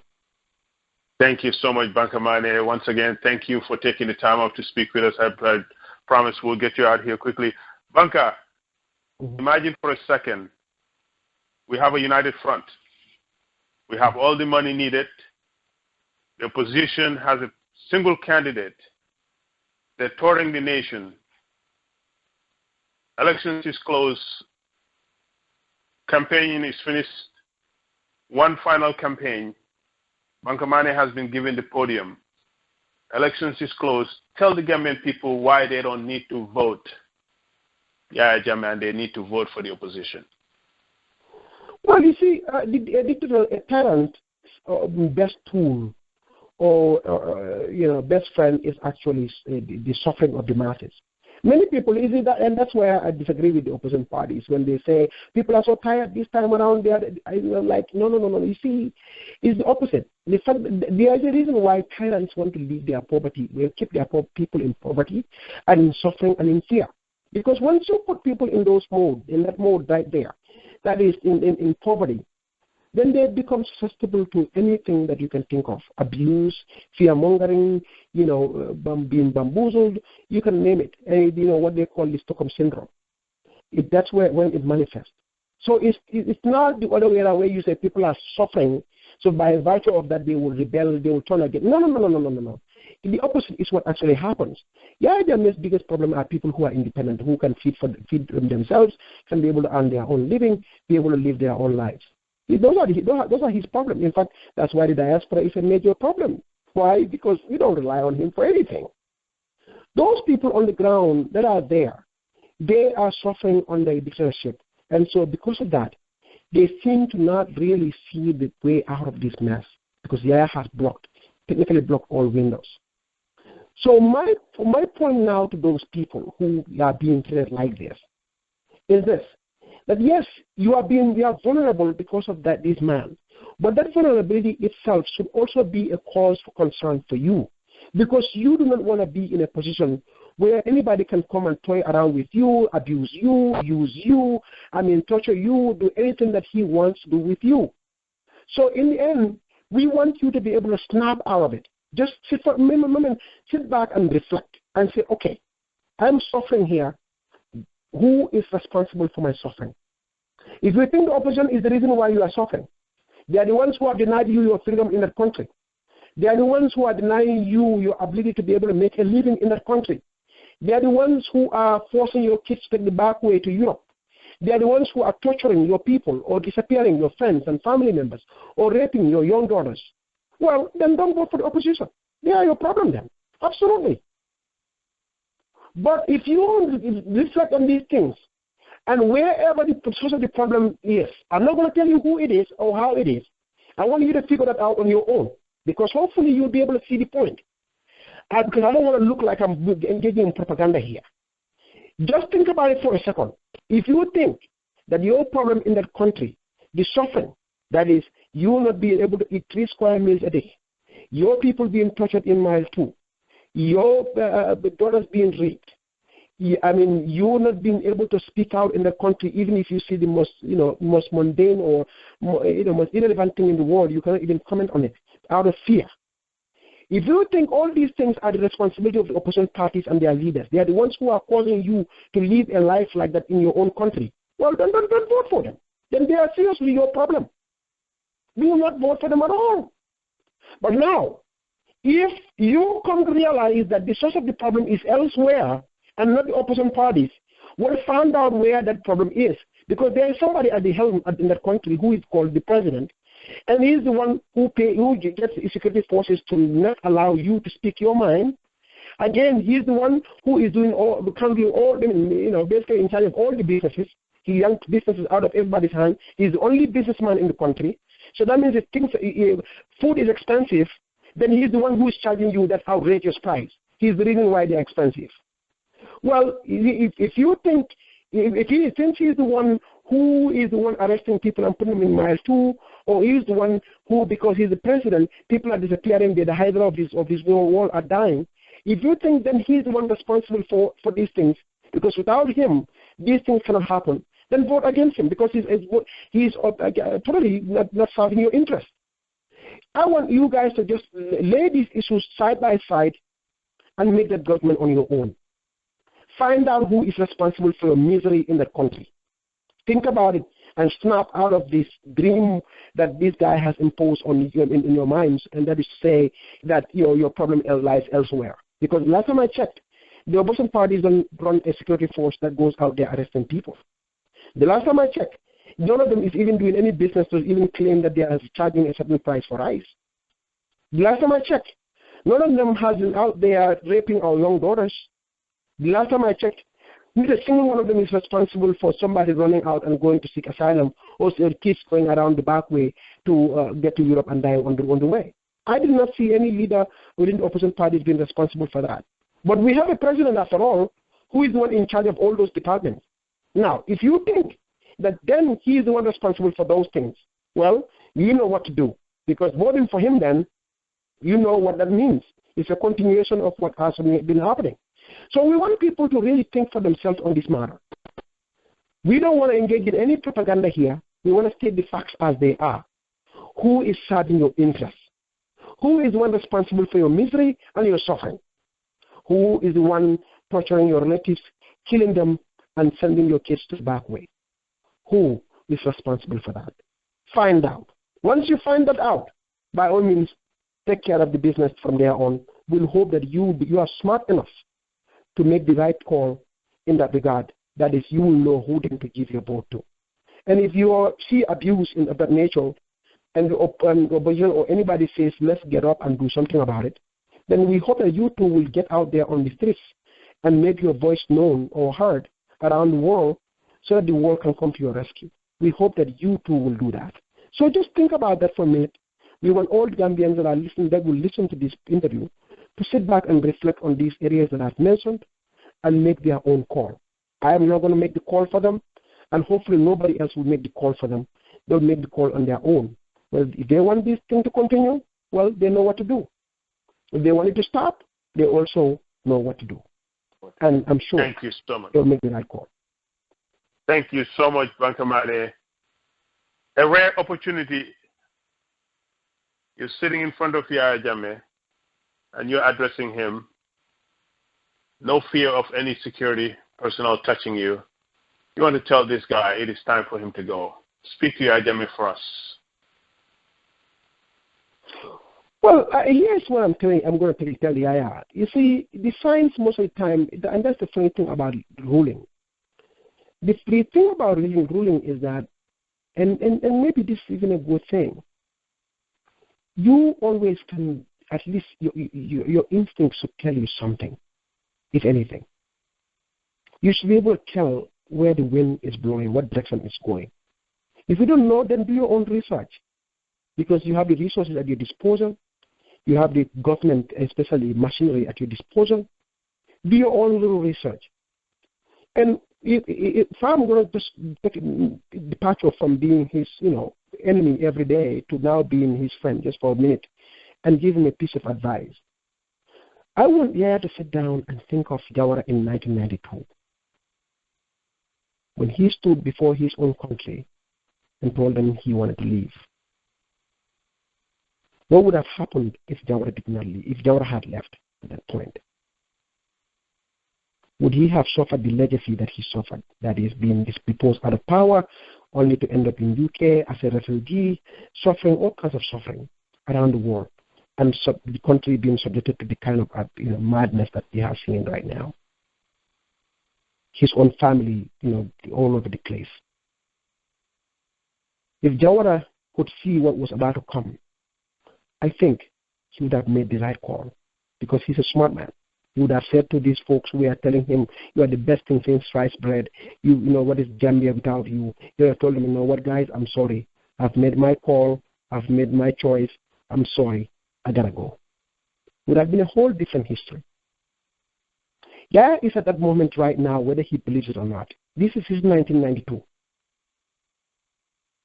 We want him to, I personally, I would sit here and tell me, Jammeh, this is your 1992. The signs are written all over the place, just like it was for Jawara.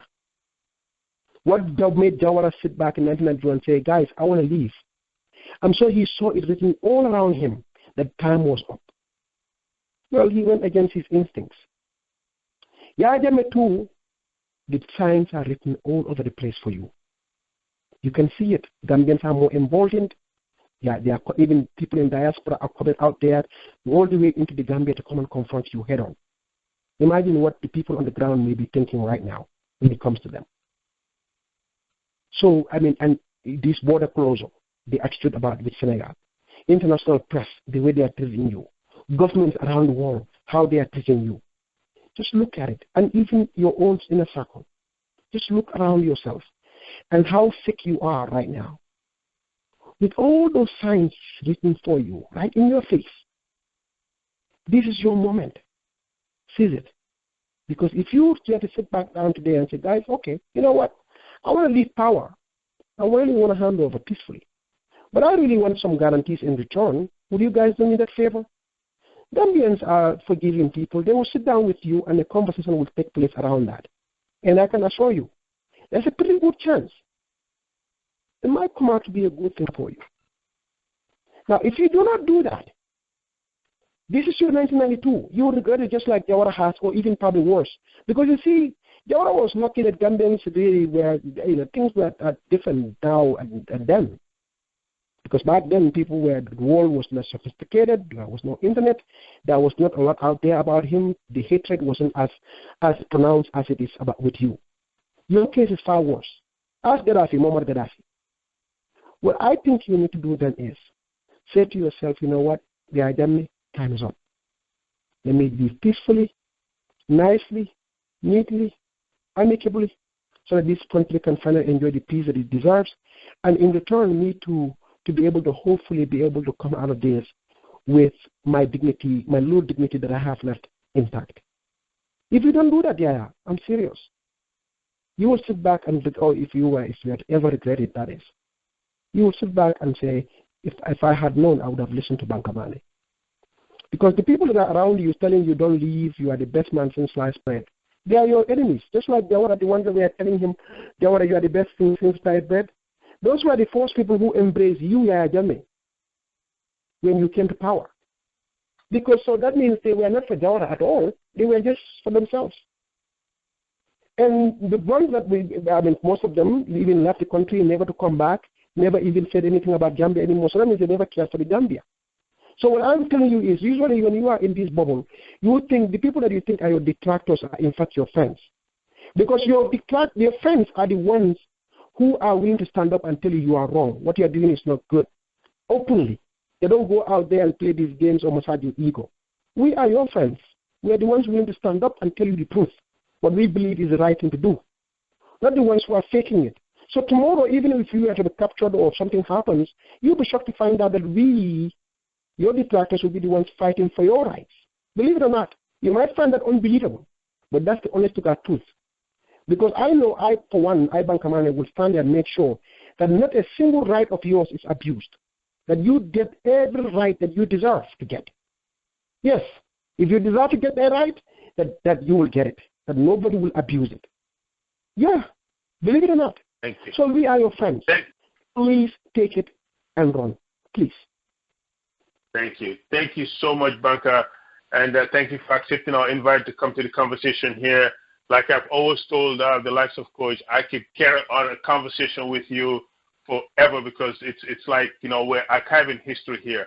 Hopefully one of these days, the people that will come, generations and generations after us, will sit and listen to these things and understand the plight, how we fought this dictatorship, just like we're studying a lot of other dictatorships right now. That is the essence of this conversation, is to have people to come and speak their ideas, have the communication a lot easier so that when we find ourselves at that table where we're discussing national matters, it will be a lot more easier process. Banka, my final question to you, and then after that you can obviously say whatever you want to the people. We're in a fight that requires numbers. Some people choose to be quiet because they want to go to Banjul and enjoy their semesters. We can't blame them. We cannot force them to fight. At the end of the day, a lot more people are quiet than those speaking out. Talk to those people. Tell them why they also need to fight, why they need to really sacrifice like you, Banka, have done and Coach have done, so that we can all end this mess, because we all know that even the people that are quiet, 100% or even a much higher percentage of the people that of your friends on Facebook, I know I receive messages on the side that tells me, keep fighting, thank you, I believe, liking you and motivating you in the background. I know you get more of those. Talk to those people and tell them this is their fight too, and it is a fight that we cannot fight behind the scenes. We have to come out. It's a numbers game. Absolutely. Well, and that's a very important point too, because you see, with the folks that are out there that I would like to address when it comes to that issue, I'll just tell them, remind them of one little detail, and I think this is very, very important for them to realize. People don't join these struggles for usually it's two reasons for the most part. One, they do not see that it affects them, or they think they cannot do anything about it. These are usually the two reasons why people don't engage in these things. They don't see themselves as being, in the way of being affected by it, or they don't think they can, even if they were to see themselves in it, they think they will just not be able to make any difference. At the end of the day, it's not going to amount to anything.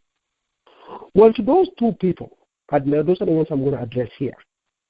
Number one, if you think this doesn't affect you, believe it or not, everybody who died in Jammeh's hands, everybody who was tortured in Jammeh's hands, everybody who, basically, experienced his wrath, thought that they will not ever be touched. They will not be affected by his madness. That's the only reason why all of them suffered in his hands. The idea that they will never be touched. And the reason why he's been there this long too is because of that. Many people keep thinking this is not my problem because I'm not affected. Only to be affected, but because they didn't speak out for the ones that were affected before, then nobody speaks for them because there is none to speak for them. That's, going back to good old Reverend's point about the Nazis. These things, when they happen, the very first instance that they happen, you want to address them at that very point, at that very, very day. The moment somebody's rights are violated right in your face, deal with it at that moment. Because if you don't, you are next. Whether you know it or not, whether you agree with it or not, yes, you are next.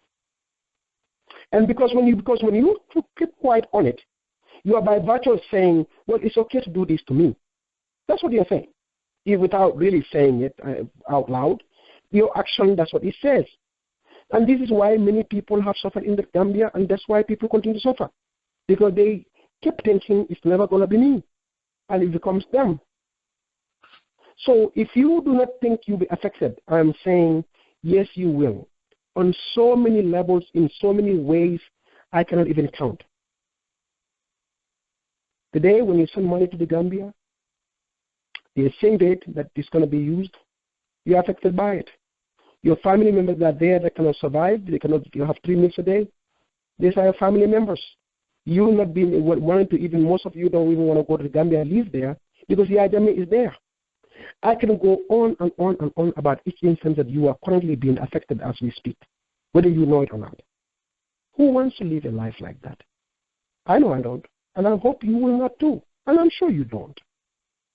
Now, and the other thing is, for those who think they cannot do anything about it, yes, you can.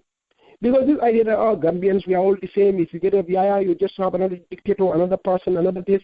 This thing is a process. When Jammeh is gone eventually, the person who comes hopefully would have learned our lessons, and he is going to be confronted in the beginning at the very moment he or she comes into power. So that they know, or the individual knows that this is not going to be business as usual. But that effort right there, that responsibility right there is in your hands and in my hands. There is a reason why you left the Gambia and came to the United States or UK or anywhere in the world. The reason for that is because you found those countries to be more appealing than the Gambia, right? And I know some of you will complain about racism here, not having been given the opportunity to get good jobs or this or that and that. Yeah, I understand. But that's why you fix your own backyard so that you can go over there, because there you can be able to enjoy all the powers that you think you should. Because that's your home base. That's your home turf. That's your territory. That's your backyard. So that means in a place like that, you will enjoy all the rights and all the goodies and all whatnot. But you have to create that on your own. Nobody's going to create it for you. Because the United States that you are enjoying, or UK or any of these countries, is there are citizens who fought to make it what it is. If you don't do it for Gambia, then you might as well stay here in the United States and call it home and forget about the Gambia. Because for you to make Gambia like the United States, you will have to do what the Americans did, that is to fight for that very, very, very thing. If you do, then you can be rest assured you can achieve it there too. And because you have to be the vanguard for that, you have to be the foot soldier to make that happen. So that when Banka violates your rights or rules, you can stand up and speak out. If Krubally does it, you can stand up and speak out. So that they know that you don't come here and mess with our people like that. When you do that, trust me, you'll be guaranteeing your own safety and your own security and your own future and your children and your children's children in that country. This is the only way I can explain it, because any other way else are really, because the benefits for us, if we are to act, like with all the selfishness that human beings tend to act sometimes, even the most selfish thing to do is to do what we need to do right now to get ourselves out of this mess. Because if you do, it benefits you in every way that you can think of. By way of the environment that we will have in that country, by way of your freedom in that country, by way of your opportunities in that country, by way of your people being freer in that country, by way of you being able to go to your own home and feel free and enjoy all the benefits that you can enjoy. Gambia is a sweet country. We have beautiful beaches. We have all the nice things that anybody can imagine. Can you imagine? Just imagine. If we have a free and fair environment where law prevails, where our rights are fully intact, what a paradise Gambia would be. Just imagine that for a second. And I think if any fight is worth that fight to achieve that environment, just imagine that. And you will see what I'm talking about. So I'm hoping that all these people will see this for what it is and join us to fight this fight together, Krubally, and work together, hold hands together, achieve this objective together. When we do, each and every one of them will be able to achieve their individual dreams, and we together will be able to achieve our collective dreams. Nothing in this world or earth beats that. Nothing. Thank you, Banka. Yes. Thank you. Ladies, you heard it. Ladies and gentlemen, you heard it. This is our fight too. This is your fight too. Just like Banka, Coach, and all the fighters out there are doing. It is our responsibility, a common responsibility, that every Gambian, no matter how successful you are today, that success, that power, that influence that you have, it's not going to last. What is going to last is for us to build institutions in our country where we can also call the Gambia a free nation, so that the Gambia will continue to be the nation that foreigners would also go and call home, just like we're calling home this free land of the United States of America that we live in. Thank you so much, Banka Manneh. Thank you for coming to the conversation. We will bring you back anytime. I want to ask you one more question. I know that I had said it's my last question. The people that have defected, decided to call it a day, continue on their lives after they've been affected and helped the dictatorship. Talk to those people and tell them, listen, it is time for you to come out and talk to us. It is okay. You can still make a difference, and history will judge you right. Well, I totally agree. Because, you see, if anybody wants to speak out, this is the moment. Because this is the one we needed. You do not wait until when, Jammeh is gone, then you come out and woodwork. Oh, by the way, I couldn't stand that guy. When you had some vital information, some great things that you could share with us to make this fight what it needs to be, that is, a successful fight. So, frankly, I think anybody who is out there, Laminganos of this world, I'm reaching out to them. Let them come out and let them join us. Yeah, you're going to have people taking a swing at you and call you names and all whatnot. But even for those of us who have been in these things for so long, we get those things every day. every day. So it's nothing new. And if you want to join this fight under those conditions, I'm sorry, then you are in the wrong fight. Because at the end of the day, we all have to recognize one thing and one thing alone. That is, you are not fighting for any one single individual. You are fighting for a core belief and value. And when you stand up for something like that, then no matter what anybody else says, it becomes totally irrelevant. Because that person is not the reason why you are in the struggle or fight.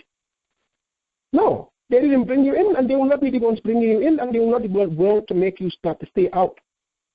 They have their opinions, and they are entitled to them. Fine, it's okay. Everybody's entitled to their own views. But that doesn't make what they say right or wrong about you. No, it means nothing.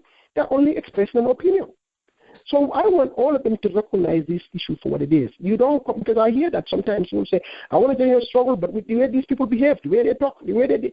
I said, though, somehow, what people say or how they behave is the reason why you are joining the struggle. No. You are joining this effort, this fight, this movement to make sure that you also stand with us to fight for those core values that we are fighting for. That's what this is all about.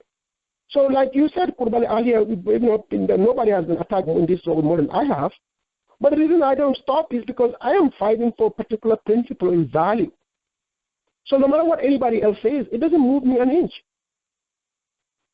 So, I mean, that's the only reason why you see me come back, roaring back, despite all the attacks and most of the time the lies that are being said about me. No, they don't stop me. Because to me, there is a core value, there is something big at stake here, our country, our freedom, that environment that I described earlier. That is what is at stake here. If anything that's going to give us that is what I'm fighting for. If anybody has issues with that, well, I'm sorry, I can't help you. If you have issues with me, I'm sorry, I can't help you. All I can do is try to convince you that I'm not the kind of bad guy that you want to portray me to be. But if you are not convinced, I'm sorry, I'm not going to sit there and waste my time with it. I'll continue on because I have a bigger fish to fry. So at the end of the day, let all of them understand that if you come and join us, yeah, I'm not going to guarantee that people will come out there and call you names. But just understand that they are not the reason why you are in this fight. And they will never be the reason why you will be in this fight. Now, if those people, what they will say is what's going to be your issue, or if you are going to be coming into this struggle because of what people will say, then don't join because you are joining it for the wrong reasons. I'm sorry, because next minute, Krubally or myself will call you names. If you are joining it because you have core principles and values at stake that you want to fight for, our country's own survival is what you want to fight for. Come in and join despite what anybody else calls you or what they say. That's all I want to tell those folks because there is a lot at stake, Krubally. Thank you. Thank you so much, Banka Manneh. On this great International Women's Day, let's thank our women folk, especially our wives that are always very supportive of what we're doing. It's a nasty fight. We get attacked, they get attacked, they're scared, our families are scared. But at the end of the day, I hope someday the Gambians that will be listening to this some 50, 100 years from now will understand that there were young Gambians that were ready to die and fought for the freedom that they were enjoying. Thank you so much, my friend, for coming to the conversation.